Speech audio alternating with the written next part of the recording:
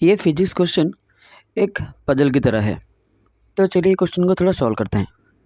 यहाँ पे लिखा है, मैं डायरेक्टली क्वेश्चन को समझा देता हूँ। क्वेश्चन में दिया गया है, यहाँ पे दिया है क्वेश्चन में ये जो 3 यहाँ पे स्टेप्स है, ये इसका हाइट गिवन है 10 सेंटीमीटर एंड इसका जो विड्थ है जो बी लिखा है ये गिवन है 20 सेंटीमीटर। यहाँ पे एक बॉल है, इसको क्या चाह रहा है, इसको यहाँ से हम कितना मिनिमम स्पीड में थ्रो करेंगे या उसको फेंकेंगे सो दैट ये जाके ये जो थर्ड स्टेप है इसको वो हिट करेगा। तो ये हमारा क्वेश्चन है। देखो ये ऑब्वियसली मोशन अंडर ग्रेविटी उसका क्वेश्चन है। तो इसको हम जो प्रोजेक्टाइल मोशन जो जैसे हम करते थे उस मेथड से भी सॉल्व कर सकते हैं। लेकिन अगर किसी के पास मतलब अगर किसी को इक्वेशन याद नहीं है, जो प्रोजेक्टाइल मोशन में जनरल इक्वेशन होता है, अगर वो याद नहीं है, हम ये नॉर्मल मेथड से भी कर सकते हैं इक्वेशन में काइनेटिक्स लगा के। तो पहले हम क्या करते हैं ना, एलोंग वाई एक्सिस इक्वेशन में लिखते हैं ना। एलोंग वाई एक्सिस ये हमारा एलोंग वाई एक्सिस होगा। एलोंग वाई एक्सिस बॉडी का जो वेलोसिटी है वो चेंज होगा, तो इसलिए हम ये इक्वेशन अप्लाई करेंगे, S equal U T plus half T square. ना इन दिस केस एस यहाँ पे होगा, एस हमारा होगा 40 सेंटीमीटर। कैसे, ये 20 ये 20, तो टोटल हो गया 40 सेंटीमीटर। इक्वल टू यू तो हो गया 0, so half A T square, A की जगह जी, तो half G T square, G के वैल्यू हमने पुट कर दिया 10, तो मेरा ए आ रहा है, सॉरी मेरा टी आ रहा है 2 second. Now apply the equation along x axis. Now along x axis body का कोई भी वेलोसिटी चेंज नहीं होगा क्योंकि there is no force along x axis.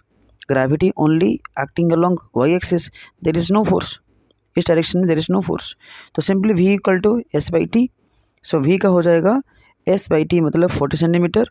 Now यहाँ पे एस कितना होगा, यहाँ पे एस होगा ये वाला 40, सॉरी ये वाला 20 सेंटीमीटर, नाउ ये वाला 20 सेंटीमीटर, तो टोटल हो जाएगा 40 सेंटीमीटर। सो मेरा वी हो जाएगा 40 सेंटीमीटर बाई 2 20 सेंटीमीटर सेकेंड, या तो हमारा 2 मीटर पर सेकेंड। नाउ ये क्वेश्चन में एक्चुअली स्टूडेंट्स गलत क्या करते हैं, क्या नहीं करना चाहिए इस क्वेश्चन में। यहाँ पे एक्चुअली क्या करते हैं, क्वेश्चन में ये गिवन है कि हम इसको कितना स्पीड में थ्रो करेंगे सो दैट ये जाके लास्ट स्टेप है या जो लोएस्ट स्टेप है उसको जाके हिट करेगा।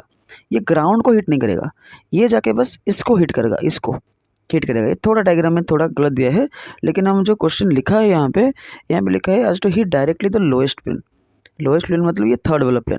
अगर हमको लोएस्ट प्लेन को हिट करना है मतलब हमको इसको क्रॉस करने की रिक्वायरमेंट है नहीं। मतलब ऐसे नहीं है कि इसके बाद डायरेक्टली आके यहाँ पे हिट करेगा। अगर डायरेक्टली आके यहाँ तक हिट करने के लिए क्वेश्चन में दिया है देन ऑब्वियसली हम जो हाइट एंड हमारा जो वाई एंड एक्स हमारा चेंज होगा। लेकिन यहाँ पे लिखा है थर्ड प्लेन में वो हिट करना चाहिए।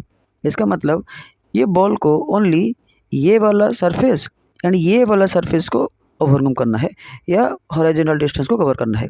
इसीलिए हमने जो एक्स का वैल्यू लिया था 40, 20 + 20। सिमिलरली अगर ये बॉल को यहाँ पे हिट करना है, इसको सिर्फ ये 2 स्टेप को कवर करना होगा वर्टिकली, इसलिए हमने लिया था 20 + 20 = 40, ये 40। इसलिए हम यहाँ पे y 30 नहीं लेंगे या x 60 नहीं लेंगे। यहाँ पे और एक चीज़ क्या गलत करते हैं, यहाँ पे स्टूडेंट्स ये सोचते हैं कि ये जो बॉल आ रहा है ये ऐसे रोल करते हुए जा रहे हैं, ऐसे आ रहे फिर ऐसे आ रहे। एक्चुअली में ऐसा नहीं हो रहा। अगर ऐसा होगा तो हम यहाँ पे इक्वेशन मोशन या ये सब अप्लाई नहीं कर पाएंगे। ठीक है, थैंक यू।